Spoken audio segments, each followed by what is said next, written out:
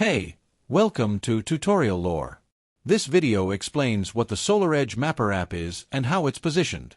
According to official SolarEdge sources and App Store listings, SolarEdge Mapper is a utility app designed primarily for installers to map and register solar system layouts directly from a mobile device. It allows users to create and manage the physical layout of a photovoltaic system within the SolarEdge monitoring platform, which is described as a core function. This video is an informational overview based on publicly available descriptions. It does not guarantee app performance or user satisfaction, which can vary based on individual experience and updates. Based on verified information, the app falls under solar installation and system configuration tools rather than general consumer energy monitoring apps. Official descriptions state that installers can register new systems on-site and verify layouts in real time during installation. It also includes barcode scanning functionality, allowing users to scan and assign power optimizer and inverter serial numbers to specific positions in the system layout. Another documented feature is support for both camera-based scanning and external Bluetooth scanners, depending on the installer's setup.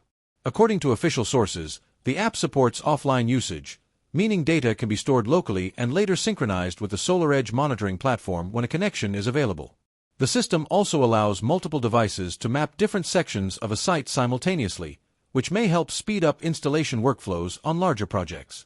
Some official information highlights that the app is integrated directly with SolarEdge's cloud-based monitoring platform, which may streamline the transition from installation to system monitoring. This may indicate a tool designed specifically for professional installers rather than everyday users or homeowners. This app may be useful for solar installers who need to map system layouts and register equipment efficiently during setup. For users interested in managing installation workflows and linking hardware to a monitoring platform, this could be an option. Whether this app is worth using depends on individual needs and preferences.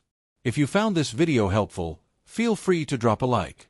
And comment down below if you have any additional information on this app or notice anything missing or outdated.